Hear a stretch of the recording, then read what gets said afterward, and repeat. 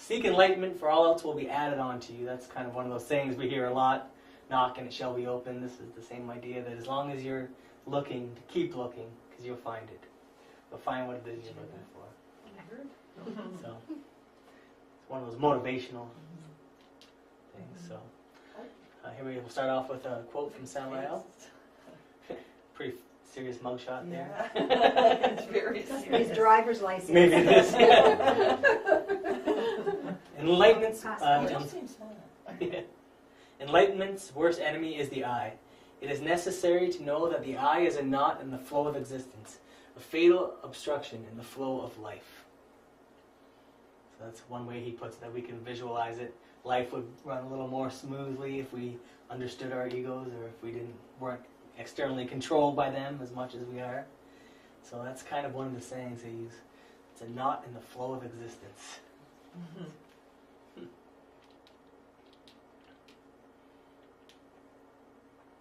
So, obstacles to the inner work. There are many obstacles facing us on the path to liberation. It can be easy to lose heart and fall off the path. The work of the path is for the few. As Christ said, out of 1,000 who seek me, one finds me. Out of 1,000 who find me, one follows me. Out of 1,000 who follow me, one is mine. It's just kind of a way to remember that it is for the few. The greatest obstacle we face is ourself, or rather, our many selves. This is actually a depiction of the Knights Templars seeking the Holy Grail. It's kind of depicting exactly what we're saying. There are 1,000 who seek me, only one finds me. You see that there are knights falling, trying to find it, and only one is succeeding out of all the ones that are working. So that's kind of an interesting picture. It's an older picture, but it's from the Arthurian Grail legends. The greatest obstacle we face is our many selves. And that's something we can verify pretty easily for ourselves. We see that. Well, what's holding it back? Usually it's ourselves. Usually we talk ourselves out of doing things. Usually we have a great intention of one night maybe to meditate, and then, but this came up and that came up. And so this is something that is easily verifiable. Not so much even with meditation, with anything we set out to do. When you first set out to do it, it's easy.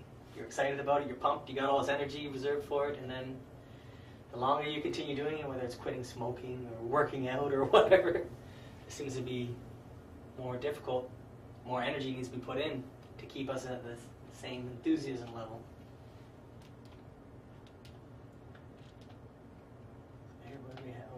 The murder of the Grand Master Hiram Abiff by the three traitors. This is a picture depicting a Masonic legend of Hiram Abiff.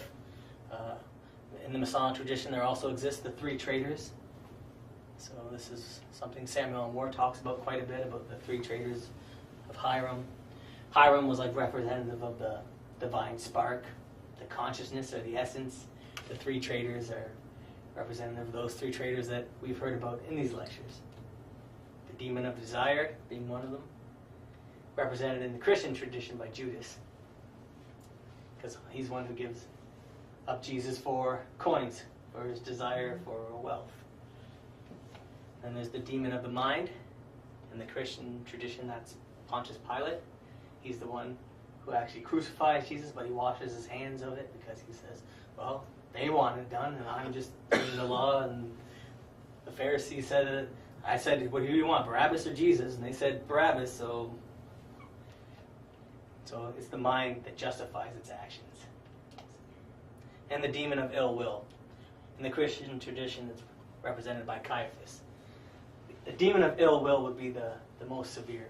That would mean doing something that we know is wrong, like Caiaphas.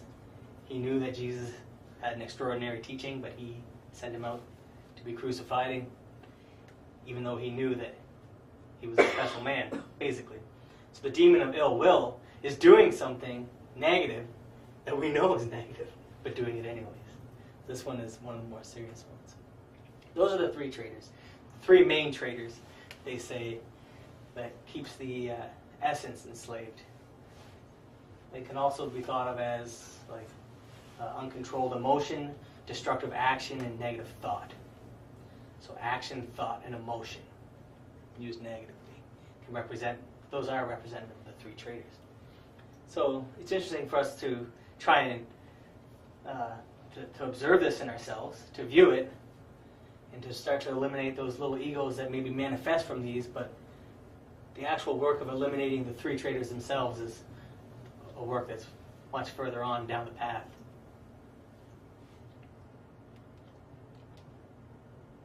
And the seven-headed beast. There's many traditions that depict it. The Christian tradition is one, obviously, in the book of Revelations. And they represent the seven deadly sins, or the seven capital vices, which are wrath, greed, envy, pride, gluttony, sloth, and lust. These would be the main trunks that the smaller egos emerge from. The main trunks that these smaller egos most likely have their roots in. But for us, it's important to understand these, to try and realize how they're working through us throughout a given day, so that we can start to steal the energy from these, so that our consciousness can have it, so that we can gather enough psychic energy to fight these big capital sins, these capital vices. And in the Christian tradition, that's one that I'm most familiar with. These are the seven deadly sins, but they exist in many traditions, these same seven. It's one of those universal symbols. We're going to start with the sophisms of distraction. Here's a fellow opening the door and letting in all these seven deadly sins. Sophisms of distraction. Sophisms are the false reasonings of the subconscious ego which induce us to error. We'll look at the seven deadly sins.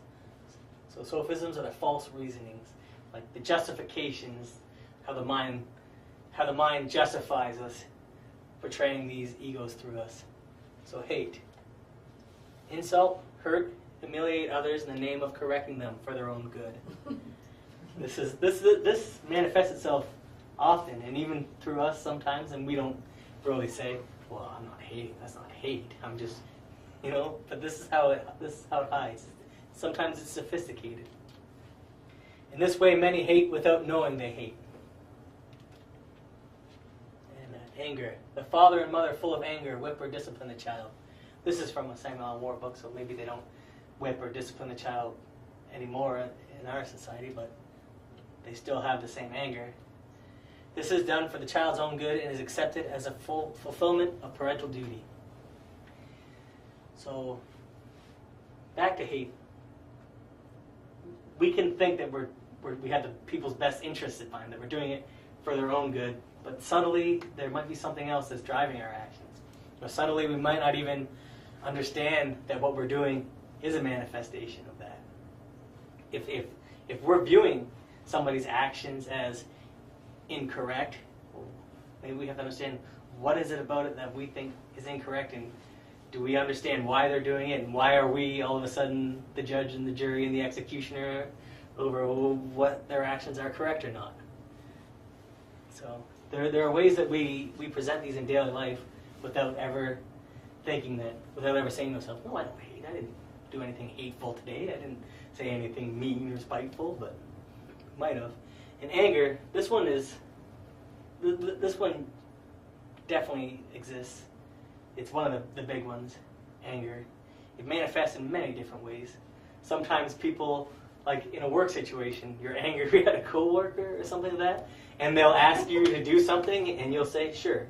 But do you say it like that, or do you go, "Yeah, sure"? Do you put in your emotion and your vibe to them? You might not be saying angry words, but are you sending them anger? Are you distributing it to them? So that they know?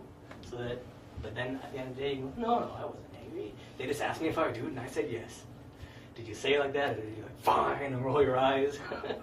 So these are the things.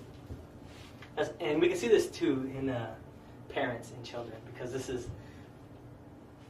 this does happen quite a bit. When you're raising children, and I have children, I know it gets frustrating sometimes, or you can see people out in the shopping mall and they just snap because their kids maybe have been bugging them all day, and they just bang at it, and they discipline the child, and then maybe when they come home, they're like, well, I discipline the child for their own good. They have to know you can't act out in public, can't be doing that. But then when you look back, did you discipline your child for the sake of disciplining that child so that they would learn a lesson? Or are you mad at that child at that time, and did you strike out in anger? Whether you hit them or not, maybe you yell at them. Was it for the best interest of learning at that time, to learning not to behave that way, or were you just fed up and you had it with them? So these are interesting things to consider. But yeah, father and mother, whip or discipline the child. So that's why I'm saying this one might not be as relevant to our society, because I don't think it's not really socially acceptable anymore to corporally punish your children. I mean, some people do, and that's just some people feel that's the way to discipline them. And it was used in the past, but it's just not as widely practiced these days. But that doesn't mean that we're still not disciplining our children out of anger, rather than to try and actually teach them or correct them. Envy. So many strive for excellence in every aspect of their lives. Most people strive for the beautiful house, the new car, the prestigious career, and the great personal success. Almost always the best efforts of citizens have at their subconscious base envy. Envy is one that's more easy for us to understand in our society because it is very materialistic, material-based. The acquisition of goods to us is somehow equated with happiness. So we know we've probably all had a case where we've felt envy. But there are other cases when we're not sure. We think we're doing things for one reason, but if we were to look a little deeper, we would understand that maybe it is envy that's driving me. Maybe I want to be like that person, or I want to have what that person has, or I want the praise that this coworker has gotten, or whatever it is. So, and then jealousy. Can I just ask? Sure, you I've can. always been confused. Envy is when we covet somebody else's possessions. We want what they have. Yeah. Is that it? Yeah. And jealousy is being jealous of the person. Yeah, they are similar, and there are some of these Yeah. that are similar, like gluttony and laziness or sloth. They are pretty similar too. But yeah, like envy is to see someone else's happiness, and instead of being happy for them, want it for yourself. Which I guess jealousy could be like that also. But sometimes jealousy is more related to people who are close to us, like the people we love, like a spouse or like children, or but they Siblings. Yes. Yep. So they're jealous of that person, Yeah. not the stuff they have, but Right. okay, because Right. that's always kind of Yes. It I thought that overlaps. too. It does. Well, you could envy a person too, because you envy Yeah. their Yeah. career, their Yeah. success, so I don't know. They're But very. it's not. I believe the that's why person. these two are placed together, because they are Yeah. very similar, and in some cases I agree with you, they're like an interchangeable term. Yeah. Probably in the dictionary they have those all in the same line. It's possible, yeah. Synonyms, right? Yeah. Envy Yeah. and jealousy. Envy and jealousy. So, many people watch their spouses in an exaggerated way. Because these people are not outwardly violent or controlling, they claim to despise jealousy. They overlook their own jealousy to point out worse cases. So that's something we're talking about. I mean, sometimes in jealousy, it's almost like you want to be controlling of someone else's behavior. You want people to act a certain way so that it doesn't bring up certain emotions in you, which is one way that would separate it from envy. Envy is where you just kind of want to emulate somebody, or you really want what they have, right? Okay, so jealousy is also control. It's Yeah, controlling other people. Yeah, this is some of the examples that Samuel was giving, but he was giving jealousy more as examples to how spouses watch each other. But because they're not outwardly controlling of their spouse, or because they don't tell their spouse, you can't do this, you can't do that, then they feel, well, I don't have jealousy because I don't tell them what to do. Okay, I see. Yes. But that doesn't mean that there isn't some part that jealousy is acting through you in a more hidden, a more subtle way, Yeah. right? Like maybe, Passive. right, passive, you could be, passive aggressive. Yeah. You could do that. Or, like your spouse is saying, well, I'm going to go out this weekend with the girls, all right, yeah. No, that's fine, I guess. You know, I understand you need time with the girls, but like, what are you guys doing? Like, it doesn't seem outwardly mean, but you can display these things without, Yeah. without it being so black and white, right? Yeah. And we all know, like prying into your spouse instead of being like, yes, fine, being trustful, or Yeah. or the man could be like, I'm going out with the Picture Going out with the I'm boys. going out with the boys night out, and she's like, okay, fine, I'll just sit home alone without you. Like, is that controlling behavior? That's subtly controlling, Yes, trying to because make they're you feel making- guilty. That's right. That's Right. right. So, but because people will say, well, no, I didn't stand up and be like, you cannot go out with your girlfriends tonight because I think you should stay home and watch the kids. The thing, because I wasn't blatant and ignorant and straightforward about it, that it's not jealousy. Yeah. But these things come in subtle forms. And that's what makes them difficult. That's when it's the most difficult, is to say, okay, well, we have to watch the subtle forms of this. So what are you supposed to do? Like, you're supposed to acknowledge that you feel that way, right? Yeah. Yeah. And observe that feeling in you and question And it. do you tell the person that this is how I'm feeling or something? Get it out in the open, or You can. or you just it's more like self-observing. You Right. should do. Self-observing. I mean, I guess the idea would be to try and catch yourself to see if, well, where is this coming from? Is this coming from a controlling Okay. place because I don't want them to be doing something, or am I actually just interested to know where they're going? We have Or to. it could be jealousy too, like if you're married and you're a wife, then all your friends are going clubbing on Friday night and you have to stay home with the Right. kids. Yeah. Because your husband's working. Sure. And so that could be jealousy, Oh, not yes. because you You're jealous of care your what friends they're going out. doing. Yeah. Yeah. Yeah. Just that But your you wish life you were is- doing it too. Yeah. you can't- yeah. Jealousy, envy. Yep. Exactly. Yeah. It comes in many forms, But and that would be more envy, wouldn't it? Like Yeah. wishing you were Envy. doing what they were doing. Being, Sure. Yeah. Could be like That would that. be kind Could of be both. envy. Yeah. You know. I think jealousy would be stronger. in I that think. way. it's like it's one of these things. It's not like we're More trying to say personal. stop being jealous and stop being angry. It's just we're not saying that. Like, this is very difficult. What we're trying to say is to observe where your reactions are Yeah. coming from. To observe where your reactions are coming from, so you know what's moving you, what external forces are making you do the things you do. So that if there's some kind of mechanical reaction, and maybe this is causing some kind of friction in your life, you now have the ability yourself to change it.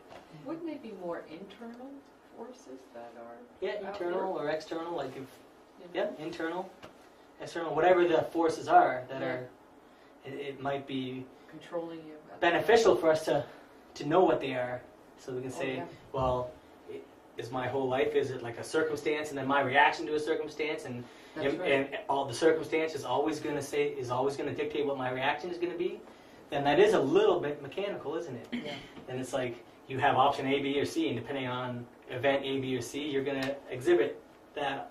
So are you really in control then, or are your surroundings in control of you? That's right.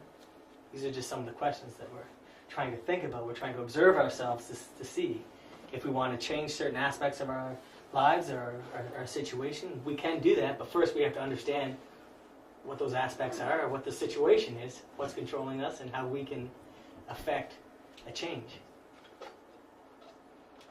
So we'll move on to laziness. That I know.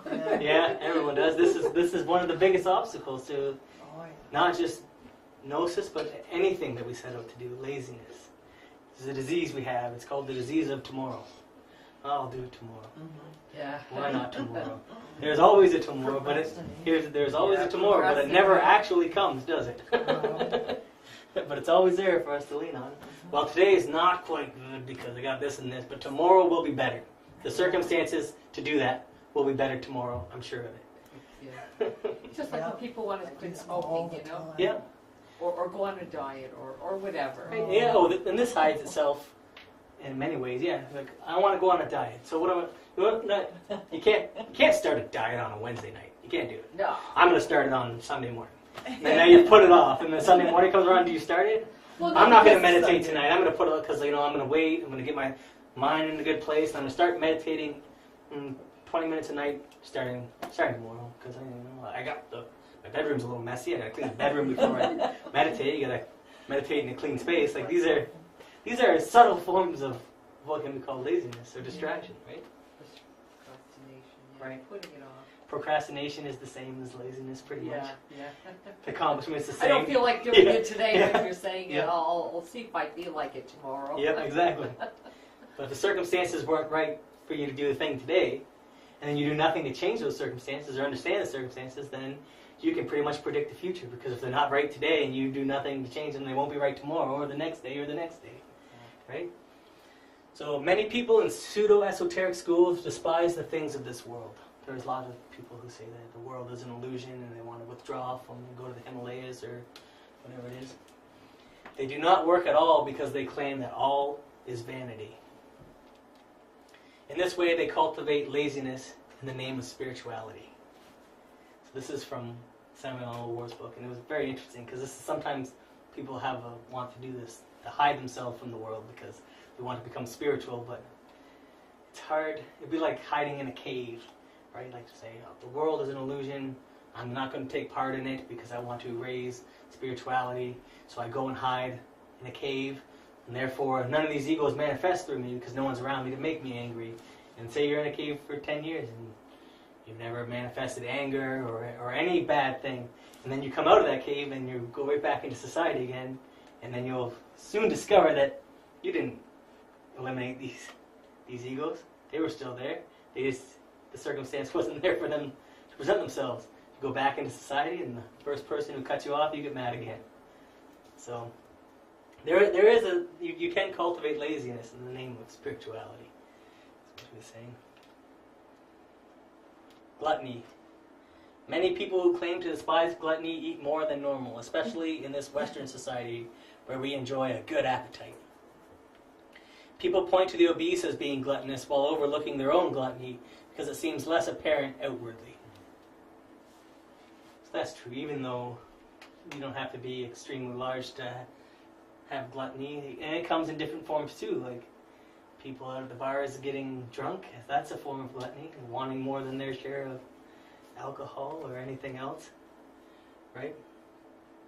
So gluttony is kind of a difficult one because in our society it is more accepted and there's more availability for, like, especially food-wise and everything else, but it's one of those capital sins to not take more than your share. And try and understand what those consequences are. Why are you taking more than your share or more than you need?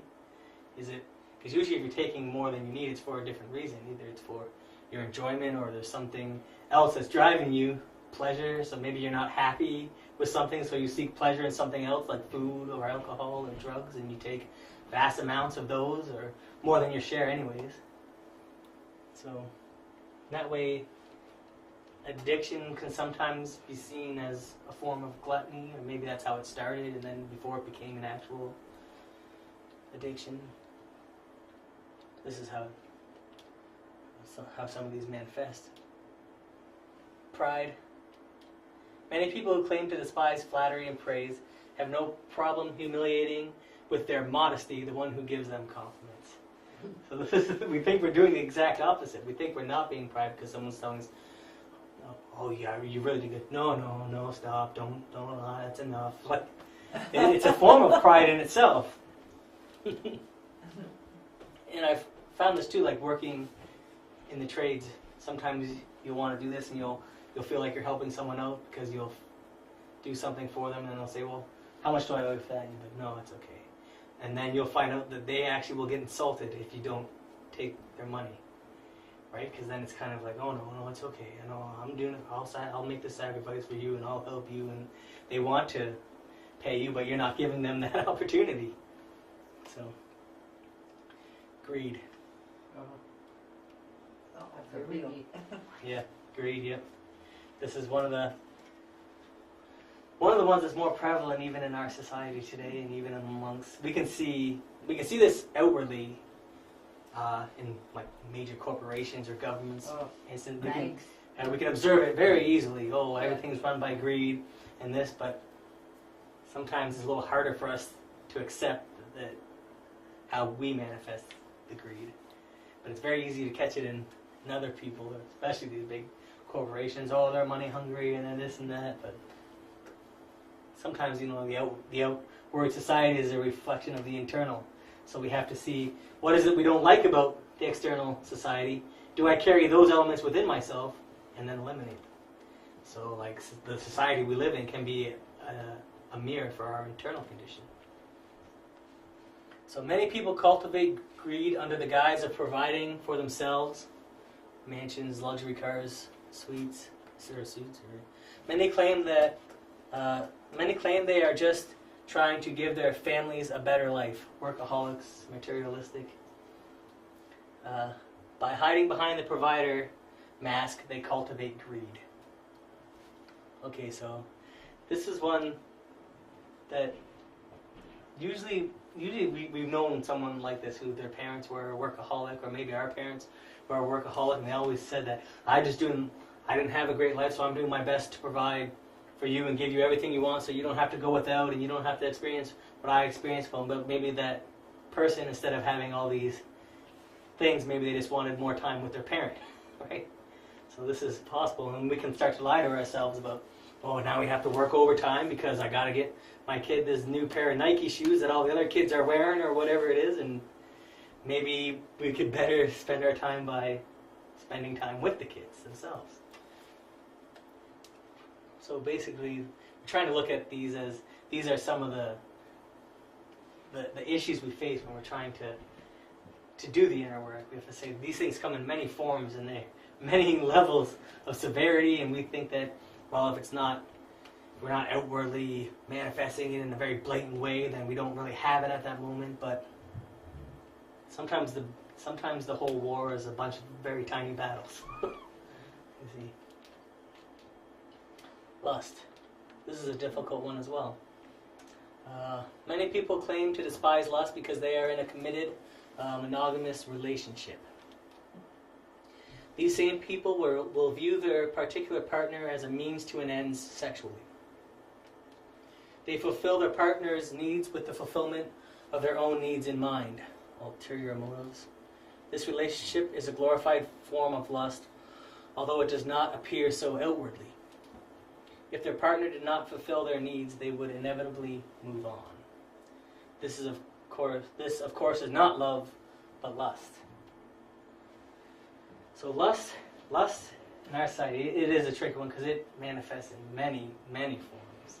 Many forms. Like maybe the cute young secretary gets promoted faster or whatever because of lust. Or, I mean, advertisers know this. That's why you can't watch a commercial that doesn't have some kind of sexual reference in it, or some kind of display of sexuality to sell cheeseburgers or whatever it is. They use it. They know that lust is a strong one in us. That it's a strong driving force, a motivator. And like in advertising especially, they've done studies. They've spent lots of money to know what kind of images and what moves us. And they found that lust is one of the big ones. So you can't even see a commercial for a Pepsi Cola or whatever it is, but no, it's a supermodel drinking it, or and sometimes we look at it and we're laughing. It's so vain. Like why is? But it's because we fall for it, and it's what interests us, I guess. I like those eyeglass commercials. Have you seen them? Right. There's the naughty librarian, and then there's another one where he's something about the casino and getting out of jail and. Yep. Yep. Get these eyeglasses and you'll be instantaneously sexually attractive to the opposite. I think she'll buy it. Yeah. Yeah. They're funny. I like them. Yeah. Don't let him must get a hold of you. Yeah. Well, it's just something we need to be aware of. Something out there working against us, and we oftentimes, many people, all of us, we confuse love and lust very easily. But there's a difference, and it's pretty much up to us to understand what is the difference. Is it because I have a particular mood right now, so now I'm going to say, no, I'm in love with you, and then the next week maybe that person isn't so. We thought they were the wonderfulest person in the world, and now Now what's happened? Now we've changed. Were we in love with them? Were we really in love, or was it fleeting lust that was masquerading as love? It's a difficult one for sure. So the rhetoric of the ego, empty rhetoric. It's not my fault. Why me? Rhetoric is like the speech, the convincing speaking or words of the ego. The rhetoric of the ego is the art of speaking well, in such a subtle way that we do not realize at which moment we have fallen into error. The rhetoric of the ego is so subliminal that our consciousness sleeps without us ever realizing it. Each small ego that constitutes, or each small I that constitutes our beloved ego really has its own personal criteria, its own projects, its own ideas, and its own rhetoric. Rhetoric of the ego leads to fascination with the marvels, this is a quote from Samuel Moore, with the marvels of the Antichrist, which is what he calls materialistic science, and the good-for-nothing materialistic psychology. The rhetoric of the ego leads to fascination. So this is interesting because in our own way, we know how easy it is to convince ourselves, like we're saying, that if you want to do something particular, it's so easy to talk ourselves out of it or find so many reasons, and we think, well, it's not really an ego. It's I actually have other stuff I have to do, right? But this is one point that I always thought was interesting. That each small I constitutes really has its own personal criteria, its own project, its own ideas, and its own rhetoric. We can verify this in our own lives because sometimes we'll be like, I really want to put a lot of energy, I want to learn the guitar, and then put so much energy into learning the guitar, and then a week goes by and you're not interested in it anymore. Why? Is because this is one mindset, you can even say, one ego of learning the guitar and trying to play it, and then you put yourself in that mind frame of someone who is a guitar player, and you act as though you are a guitar player, and then it's replaced by another I, another set of actions, another archetype.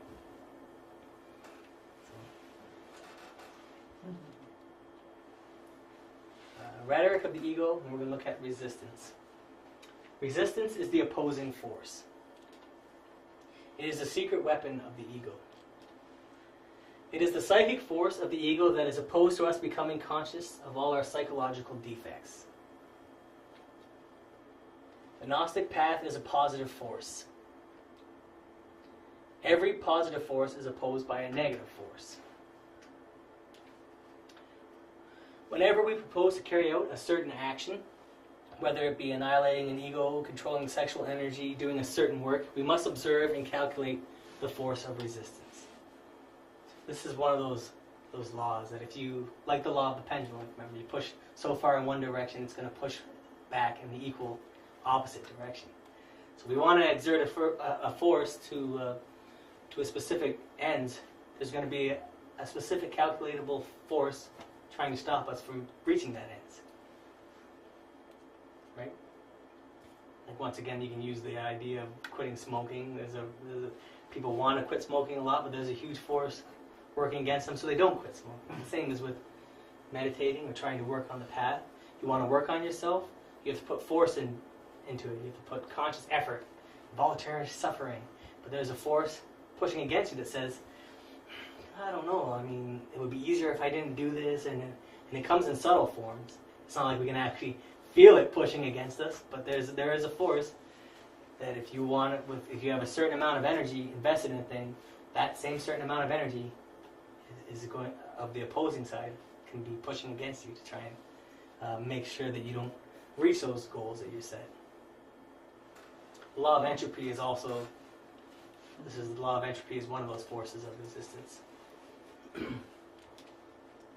So the world in its mechanicity tends to provoke resistance because, like this, being on this path, it isn't easy. And it's easier to be more swept along with life than it is to try and force yourself against it. So due to resistance, dreams become difficult to interpret and the knowledge of the self becomes clouded. Resistance acts upon a defense mechanism which tries to omit unpleasant psychological errors so as not to have consciousness of them. We do this all the time. We try to omit, even on a subconscious level, we omit these negative aspects of ourselves because we only see ourselves in one light. We see ourselves usually in the best light absolutely possible. And if there was an argument, we would always, even looking back, we would say, no, I was totally in the right. Even if we weren't in the right in the argument, we would find some justification why at the time we were right. Even though it might not have been right for us to react that way, we did because of this and that and this and that. So the more gigantic the work, the greater the resistance will be. If we learn to calculate the resistance, we will be able to develop with success. So this is one of the tricks. We have to be able to calculate the resistance that is working against us. How do we do that? There are specific mechanisms to overcome resistance. First, we have to recognize it. We have to recognize that there's going to be obstacles. There's going to be resistance. That's going to manifest itself to try and make it difficult for us to accomplish the certain tasks we wish to accomplish. We have to define it. Well, what are those resistances? What are those that are stopping me? Why is it when I want to meditate, then all of a sudden I sit down, but then my mind goes wild and I say, no, I left the stove on, even though you didn't have the stove on that day or whatever. We have to define, we have to figure out what those resistances are in our life. Oh, I can't. I mean, there's other people here and they're going to think I'm strange if I do this or if they, whatever it is. 3, we have to comprehend it. We have to sit down and say, well, why is it every time I sit down to meditate, and my mind goes wild and I start coming up with all these ideas that I know aren't really the case. Like, I know I didn't have the stove on. Why does my mind say, oh, gotta shut the stove off? Or why do I feel an urgency that something else immediately has to be accomplished? Like, well, okay, I'll meditate, but no, I gotta do the laundry because of this and that. We have to comprehend it. Is it that dire that we do these things at the time, or is this actually a tool of resistance so that we don't carry out our intended goal? Number 4 is we work on it. Which I know it's like that's easy, just work on it. But it'd be like saying, well, when you sit down to meditate, I'm just using this as an example, when you sit down to meditate and your mind starts going wild, well, observe it. Well, what are these thoughts that are coming in? Do I have to go do any of this right now? No. Move past it and continue on doing what it is you set yourself to do at that specific time. To work on it. This one is more advanced. To overcome and disintegrate it by the means of the sexual superdynamics or with the work of the transmutation of the creative energies or the alchemical work with the partner. So the ego will battle fiercely against the analysis of the resistance so that its fallacies are not discovered. So the ego doesn't want to be discovered.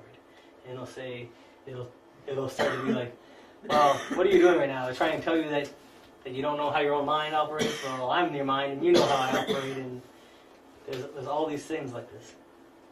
It'll battle fiercely against the analysis of resistance. During the battle, one must appeal to that power which is beyond the mind, the Divine Mother, Kundalini.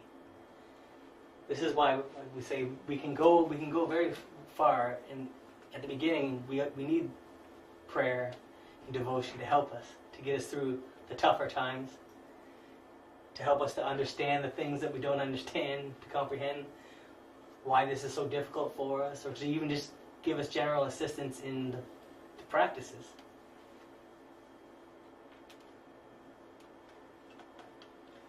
Now we're going to talk about defeatism. Defeatism is the thoughts that prevent people from elevating their mechanical life to superior states. What does that mean? Yeah. The intellectual animal, mistakenly called human, has the fixed idea that the annihilation of the ego, the absolute dominion of sex, and the inner self-realization of the being is something fantastic and impossible. Defeatism is deciding you can't do it before you've even started or before you've even attempted to try. So the majority of people consider themselves defeated even before beginning the struggle or Gnostic esoteric work. We must comprehend the ego of defeatism and all that makes it up. So defeatism is a big one, because we come here and we hear all these classes and all these things, and get a lot of information thrown at us, and say, well, stuff's interesting, and I'm definitely interested in it, but it's too hard for me. I'm not the kind of person who can carry it out. This is defeatism, right? To say it's possible. It's not something that can be done before it's even attempted. Oh, I can't have a deep meditation experience. I can't astral project. I just can't, because I know that. Yeah. But could it also be a masking laziness? It can be. It can also be fear of Fear. things that are That's unknown right. to you, right? But a lot of the, one of the facts is that if something isn't easy, we generally don't do it, or we won't stick to it for, that's just humanity in general, or societies maybe. And we're saying, no, this work isn't impossible. It's just not extremely easy. It's not easy. It doesn't make it impossible. It means that there's an effort that has to be put in, right? And to consider yourself defeated before you even try, well, I mean, it's not even with this work, when we do it all the time, yes? I heard a quote recently that really brings that defeatism into light. It's actually, let me remember it here. It's, you only get smart by facing a smarter opponent. That's right. Yep. Sure. Exactly. If you do what's easy, that's what we do. We tend to do what's easy. We tend to be moved along, and someone says, no, you can understand what's motivating you. You just have to observe yourself. Observe yourself? How do you do that? That's too hard. That's not for me. It's impossible. No one can do that. I mean, maybe that's true, but wouldn't you want to find out? Defeatism is a big one. Defeatism and laziness are big ones. Defeatism, it's a big one, but only until we start to work, until we start meditating regularly, until we start, because then we will start to verify things. We will start to understand things when we start to self-observe. But sometimes we have to battle against it at the beginning. We have to be I remember very clearly doing this, okay, I'm at work. I'm going to observe myself working. And just doing it, and that some part of me feeling it to be a little bit ridiculous, or not even understanding exactly why. And then it's like practice. The more you do it, the more you realize, oh, there is something to this. There is something to this. The way I'm acting, the things I'm saying, the things I'm doing, they're affecting my circumstances in life. It's not this outside thing that I just have to accept, and that, oh, I don't know why this always happens to me. Well, what are you doing? What am I doing that's causing this? Defeatism is one that we should work against, especially in the early. Because we're telling you, there's many people who will tell you that. What we're saying has been verified for them, and they've made it work for them, and meditation is important, and astral projection is real. People will say this. It's more important to verify it for ourselves. So it's not impossible. Even if you search astral projection on the internet, millions of things come up, doesn't it? It's not just this group. It's not just anything. There are some fantastical phenomenons that we can partake in, that we can verify for ourselves. First, all we have to do is realize that it's possible. So I might have to put an effort in trying.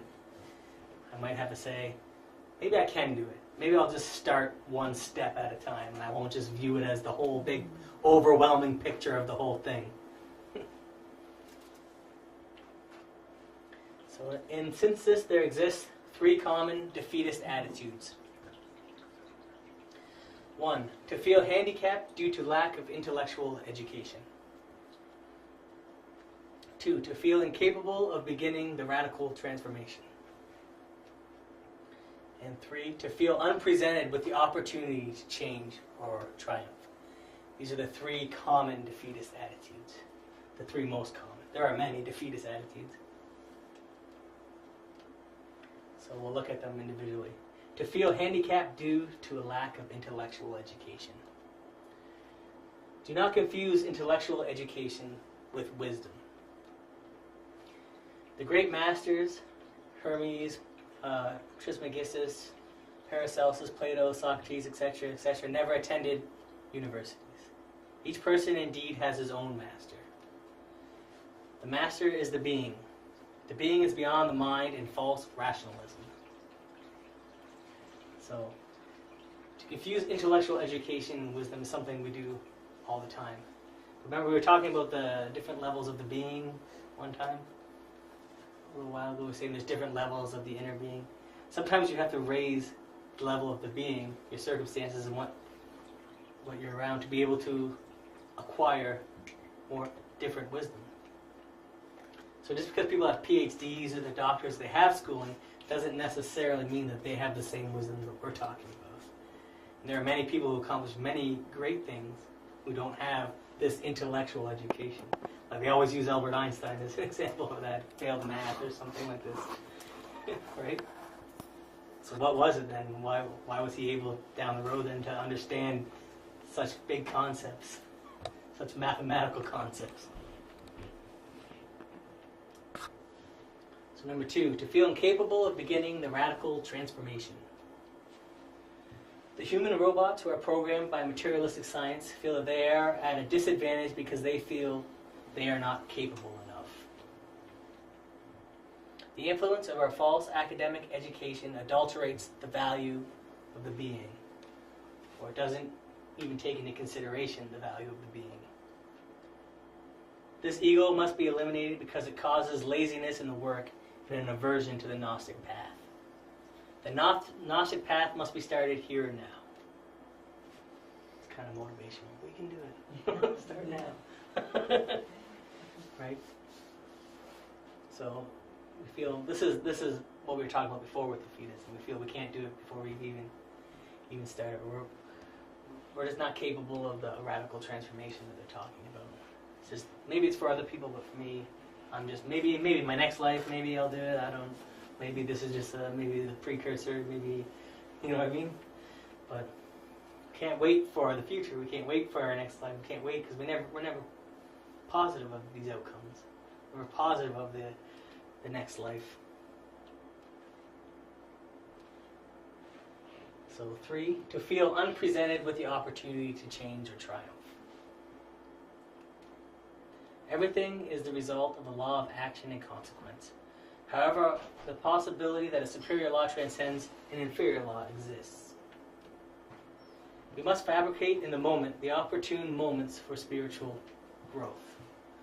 So that's a fancy way of saying we must use our everyday experiences, our everyday life for spiritual growth.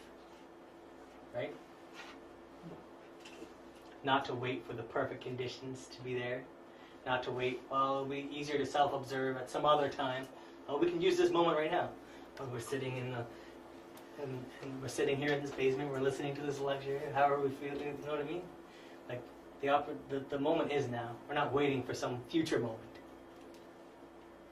So it is not the quantity of theories that matters, but the quantity of super efforts that are exerted in the work of the revolution of the consciousness. So what we're trying to say is it's not all about acquiring intellectual knowledge. It's more about practical knowledge, doing the practices. The scenes of existence can be modified. One creates his own circumstances. Right? If we're not controlled by the ego, or if we observe the ego manifesting through ourselves and then we don't let it manifest through ourselves, or we understand before it takes hold of us, then instead of lashing out in anger and then feeling guilty about it later, or oh, I shouldn't have done that, now maybe we could change that circumstance. We can observe ourselves and say, no, this is ego. This is an ego trying to work through me. This is how it's making me feel, and maybe this isn't the best reaction to this scenario, to this circumstance. And that way we can start to place the consciousness between our reaction and the external circumstance that is causing that reaction. So rhetoric of the ego, psychological slavery. Psychological slavery is a psychological dependence on someone else. Psychological slavery destroys interaction. If our thoughts, feelings, and action are dependent upon those of the people we interact with, then we are enslaved. We are not free if our conduct depends on the conduct of others. We're not truly free if we say, well, I'm really good at working on my ego of anger as long as no one's there making me angry, right? Because that's not exactly what we're talking about. If we wish to eliminate anger but demand that people we interact with treat us sweetly and serenely, people are not saints, and if your conduct depends on theirs, you will surely fail. Because this is not a work on others. This is not making sure that everyone treats you the way that you think you should be treated. This is a work on yourself to make sure that you understand your reactions to certain circumstances. So our conduct must be our own. It must not depend on anyone. Our thoughts, feeling, and actions must flow from the inside to the outside. So this is the goal that we're working on, that our conduct, our reactions are our own, that someone isn't controlling us. Because that's what happens, right? If someone praises you, then they're making you feel happy and good, then they have the power to make you feel good. They also have the power to make you feel bad. So depending on what you hear from someone else is going to dictate your feeling. Mm-hmm. Plus, out of that, if we have a negative scene or a negative event in life where a family member is mad at us for no reason or whatever, then we storm around, we get mad, we're mad with that family member maybe for a day or a week or a month or maybe. So how long has that one circumstance controlled our emotions and our feelings, made us act a certain way? These are things that we can kind of comprehend, right? It's like, I mean, we understand that it's not nice. It's not nice when people yell at us. We're not saying that, when people yell at you, you should just sit there serenely like one of those Buddhist statues. We're just saying that maybe you shouldn't lash out. Or lash out, or you shouldn't let it identify with. Right? Or maybe there's reason. Maybe this person, maybe they themselves have had a really bad day, and now they're taking it out on you, and maybe we can relate to that a little bit, because one time we had a bad day, and then our wife said hello to us, and we said, I can't deal with it right now, and we've lashed out on someone else, so we understand what it's like. It's not saying that we just sit there and get abused and whatever, but it's just more understanding towards people. But the deeper reason why we do this is so that we don't let these external circumstances control us so much, right? So anyone can have a bad day, and anyone can lash out at somebody, but if that happens to you, this is just an example, but there's many. Like, do you want to let that ruin, say, the rest of your day, or maybe you were going to go out that night for supper with a loved one, and now your supper's going to be ruined because on your mind you just keep replaying the scene that happened earlier? How much of your energy in your life are you going to allow to be stolen by one event that maybe that person didn't even realize? Maybe they were having a bad day themselves and they were just dismissive of you and you were very hurt by it or whatever. So this is, I mean, as much as it is to try and understand our fellow man, it's also just to help to free ourselves a little bit, right? Because we don't want to be controlled by others. We don't want to be dependent on others for our happiness. There's many people out there like that, and and all of a sudden this person, your significant other, has to go away for a while, and now you're, what do I do with myself? And I'm sad, and I'm only happy when you're around, or whatever it is. So these are things that they're very mundane. They're very mundane examples and ideas, but we can see them. We can kind of understand them, and we can start to realize maybe there is something to observing the egos. Maybe there is something to it. Maybe it's something that would be beneficial for us. So, rhetoric of the ego, transactions. Transactions. What we are in this world is the direct result of our own mental processes. This is something you kind of hear in, like, occultists and semi-occultists and all this new age. We are the result of our own mental processes. All right. Well, 97% of human thoughts are negative and harmful. Introversion and psychological self-exploration becomes very difficult due to the force of countertransference. transference is the force that automatically and mechanically forces our attention to the stimulus of the outside world. It's very easy for us to observe what's going on externally and very difficult for us to observe what's going on internally. Right? Because this is before us, this is what we're viewing, this is the thing that's at hand. But it's something different to try and for us to observe how that's, what that's allowing to occur inside of us or internal. How are we feeling about that right now, right? It's way more easy just to have our focus on the external world. So attention must be consciously transferred inwards in order to explore oneself and to know oneself.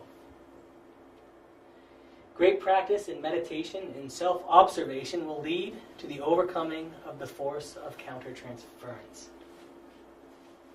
So the meditation and self-observation, they help a lot because they are internal practices, right?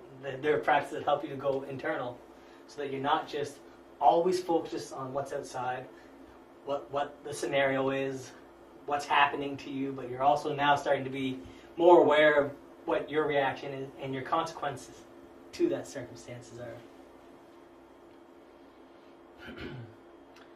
Deformation of the word. The Gnostic student who follows the path of the revolution of the consciousness must become accustomed to controlling the tongue. It is not what enters the mouth that causes harm, but rather what comes forth from it. Words filled with bad intentions produce fornications in the world of the mind. One not only hurts others with insults and artistic ironies, but also with the tone of voice. Oftentimes one hurts others with words in an unconscious manner. One must learn how to handle the verb. One must calculate with nobility the result of spoken words. Insulting and harmonious words are as devastating as a cannonball smashing a pane of glass. However, a soft word can pacify a violent wrath. This is one thing that we don't really think about too often. You know, the verb creates. Well, it can create, and even when we're talking about in an everyday situation, like the words that you say will affect that situation. Yes, that's obvious. We understand that, but do we ever think before we like? That's one of the oldest things. Think before you speak. You know, your mother said it to you all the time, especially when you're in church or whatever. You know, you gotta think before you speak, or when you're talking, playing with your brothers. Sometimes we tend to just speak mechanically. We tend to not even put any kind of effort into thinking about how our words will affect the others around us. It's one of those. And if you've ever seen, you know, the Aztec sunstone there on the stairway, if you notice the picture in the very center, he's biting his tongue.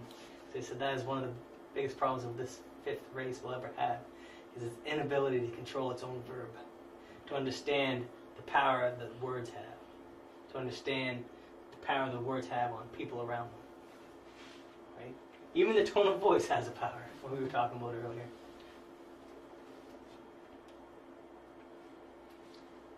We touched on this one a bit last time, I believe, the exactness of the term.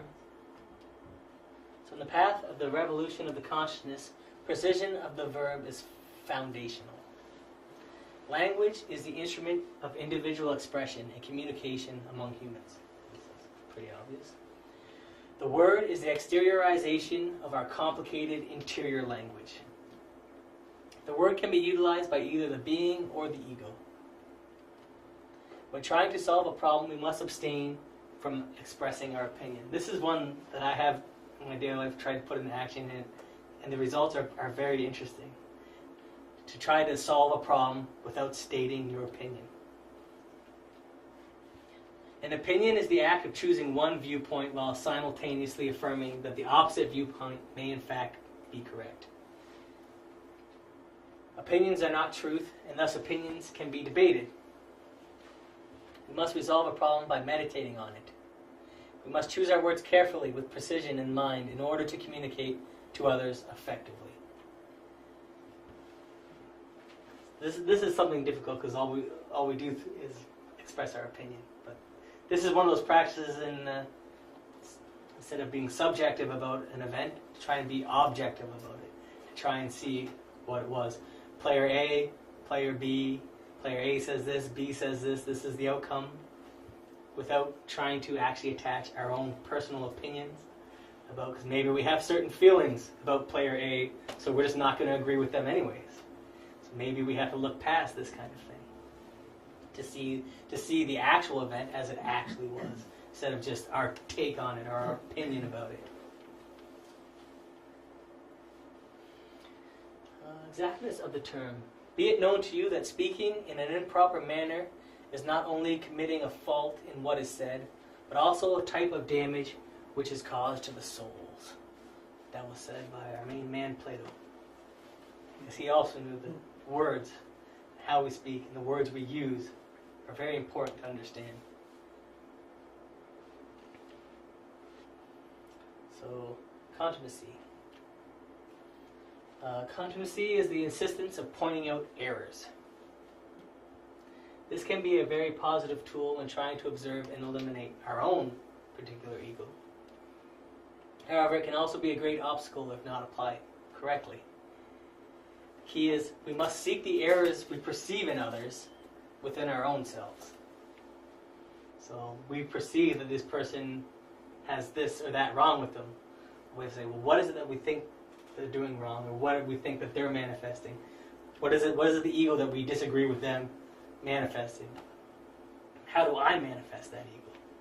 Because it's not really our job to point out other people's egos. It will get us nowhere, and it'll actually make people not like us. Right? We all know people like that. Maybe people's mothers or our mother-in-laws are like that, pointing out what you should be doing. Or it's an individual work on ourselves. It's the difference between sanctity and sanctimoniousness. Sanctity is severe and sweet. Virtues are not seen as obstacles, but precious gems of the soul. Sincere and authentic. This is sanctity. And sanctimoniousness is when one becomes horrified with the actions of others. Just appalled. I would never do that. I don't know why they're doing that. I can't even understand why they would ever do that. I would never do something like that. People who are vegetarians who are mad at meat eaters, or anti-smokers who get mad at smokers, or people who are just very into other people's business. You could use that efforts, understanding things about your own self instead of judging what you perceive as problems in other people. If you think that eating meat is a horrible thing to do, then you should not eat meat, because that's the decision you've made for you, but it's hard to try and guilt people into seeing your perspective, and it will never really work. And this is why there's so many opposing opinions out there. Everyone just really believes their opinion is correct, and the other person's opinion is wrong. So will they ever be swayed by each other? No. So this is the thing with opinion. It's just two opposite sides of an argument that no one will ever meet on the middle in. Self-esteem. Vanity is the living manifestation of self-esteem. Self-esteem is something terrible. This is what Samael Moore said. The eye always enjoys the admiration of others. The eye believes itself to be good, just, beautiful, pure, and holy. No one believes they are evil. Self-esteem occurs because the eye loves itself too much. The self that is loved and esteemed is not the being, but the personality, the ego, the intellectual animal. So this is what we're saying. So what are we supposed to? Are we supposed to have low self-esteem? Is that what? No, because Yeah, we're that's supposed to hate ourselves? yeah, exactly. No, because that's actually just the opposite of the exact same thing. That's It's right. still the same thing. It's still always worrying about ourselves and how we're perceived, and it's like either we really love ourselves or we don't love ourselves enough because we're horrible. It's the same thing, really, if we look at it objectively.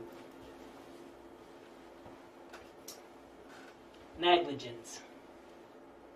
I know. I remember when I went through this one too. I felt like this whole lecture was a big bummer. It was like these are all the obstacles to the work. I remember thinking that too. Negative. But well, it's because we're trying to point out obstacles, but it's just one of those lectures that it's important to understand, because we have an aversion to trying to understand these obstacles, and then we wonder why it is why have I never experienced this or that, or what is it about me why I can't do this or that, and this is just trying to make us aware of it. I'm really not meaning to bring everyone down. This is just an important aspect, and then we'll get through it. Negligence is to not elect or to surrender to the arms of failure. Negligence is of the ego. The ego can neither elect nor distinguish. Only the being can. Negligence and carelessness lead every human being to failure. The opposite of negligence is intuition. Intuition is of the being. Okay, so here we have a bunch of negligence and intuition, that's basic. But negligence, we can kind of understand it through our society, because there's parents who get charged with child neglect. What is negligence? That's failing to do the thing that you should be doing, right?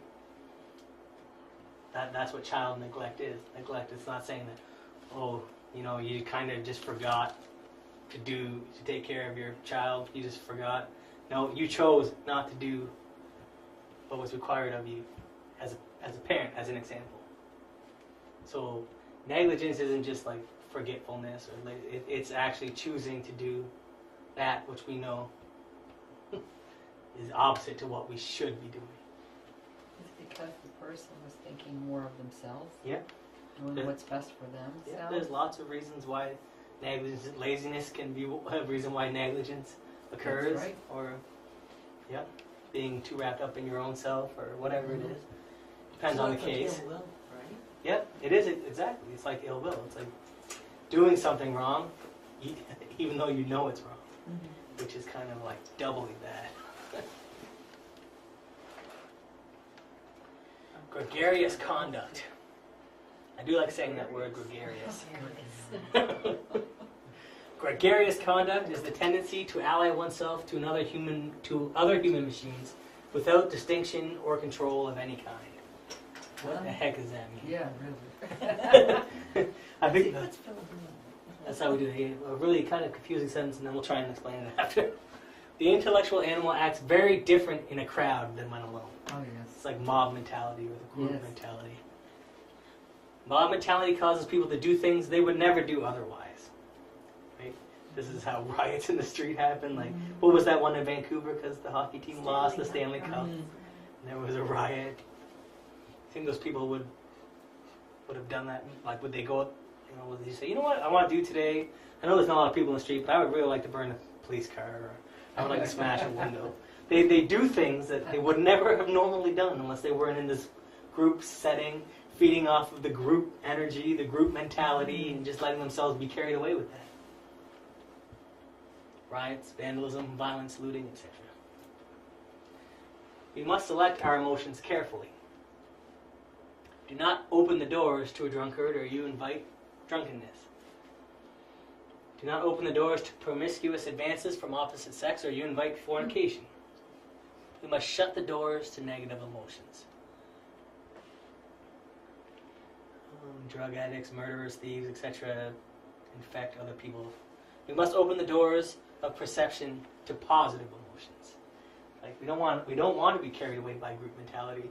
There's never really been a mob mentality where afterwards it said, we were actually thinking at our best and highest level during that mob mentality scene when we went into the streets and we caused mayhem. That was a good moment for all of us. We came together. No, it's usually the opposite. Usually people are like, oh, I got caught up in the moment, right? Got caught up, all of my emotions got the best of me, or whatever. But we have sayings to justify this kind of behavior like that. But no, we have to try and select our emotions carefully. It's easy. It's very easy for the emotions of others to become our emotions, right? When someone's really happy around you, it's easy to share in that happiness. Or when someone is really down and miserable, it's easy for you to be like, why are you always miserable? And that's making me miserable. And it's easy for us to take on the emotions of other people. I know, me too. No, it's chilly down here. Oh, Calkin A personality. Calkian personality, another fun word to say. Calkin. Calkian. We touched on it briefly in one of the other lectures, but it'll refresh you. The Chaldean personality is the outcome of the dissemination of morbid knowledge through pseudo-esoteric and pseudo-occult schools in the West. Oh, The Chaldean personality is more like a new age, the mystical attitude that I'm very self-sufficient. I understand everything. I have it, because they've read many theories on spirituality or whatever it is. These schools are indefinite, vague, incoherent, and subjective. Chaldean personalities are disrespectful and irreverent. They have lost both the sense of authentic devotion and the sense of true veneration for the ancient patriarchs. The Chaldean personality is full of pedantries and intellectual theories. Like pedantries like book smarts and loving book smarts and using the book smarts to try and impress other people. This is more like a spiritual, people who are in spiritual path, but they feel like they know everything because they read this author and that author and that author and this author. But Chaldean personalities are victims of self-deceit. They fear the tantric mysteries. They believe they already possess the superior bodies. They disregard the need to eliminate ego. They are stuffed with theories which makes them feel self-sufficient. So, I'm not sure if anyone's ever attained self-knowledge or enlightenment by reading a book written by somebody else's perspective. So what we're trying to say is there's an internal process to know your own self. It's the most important thing. It does help to read. I'm not saying that you shouldn't read or anything, but just that intellectual knowledge and wisdom are two different things. Wisdom comes from direct experience. So, we, the Gnostics, do not march in the path of all those little schools which are created by the Chaldean personalities. The true schools of the White Lodge always preach the three factors. Birth of the solar bodies. What's number 2 going to be? Death. Death of the ego. And sacrifice for humanity. You guys are getting it. Will that be on the test? Yeah. The fallacy of the ego. Yeah. Big dude with a bunch of other egos in him. The fallacy of the ego is the habit of deceiving without any limitations. This fallacy is produced through the series of the eye. The eye processes itself in more series of thoughts, sentiments, desires, hatreds, habits, etc. Due to the fallacy of the ego, most people hide their perversities while they smile like saints. We all carry the Pharisee within us. We are very beautiful from the outside, but we are very rotten on the inside. This is a quote. These words are strong, but it's to drive a point home. Trying to make anyone feel bad. We conceal our perversities from the eyes of others, but we also conceal them from ourselves. The ego hides itself within itself. So this is true that we do conceal our perversities from the eyes of others, or we conceal our defects from others. We don't want people to see us in a certain light. But on an even deeper level, we do that internally to ourselves. We deceive ourselves.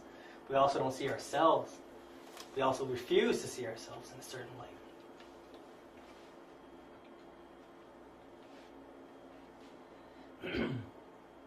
It is only in the stillness of the mind that we see the eye just as it is.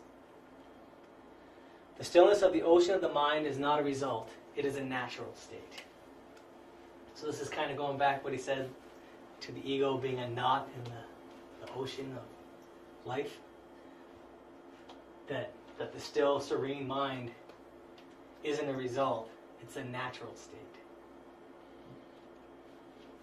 The swollen waves of thoughts are only an accident produced by a monster, the ego. The inability to control our mind, to have a serene mind, would be what we consider the natural state. Saying, no, it's the opposite. This is the opposite. Upon the pure waters of the mind, we can contemplate all the deviltries of the ego. When the ego can no longer hide, it is condemned to death. This is why it's important to meditate, because this is where we can truly see the ego for what it is. The stillness of the mind. Fallacy of the ego. Blind Pharisee, first make clean the inside of the cup, that the outside thereof may become clean. This is a quote from the New Testament that Jesus said. First you must clean the internal, and then the external will be clean. This is kind of what we're talking about too, about sanctity and sanctimoniousness. This is the man donating his money to the church in front of the window so that all can see him, how good of a person he is, how much he's donating.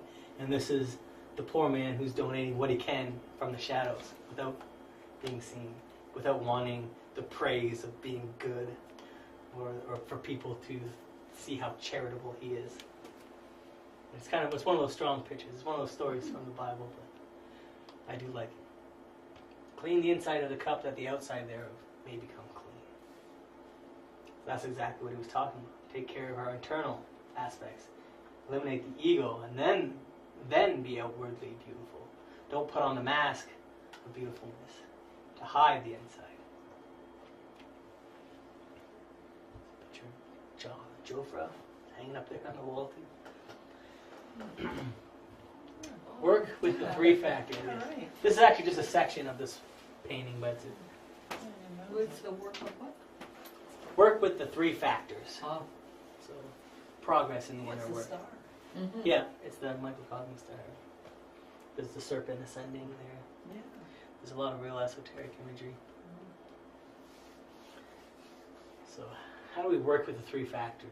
Cultivate a deep uneasiness or longing for your being.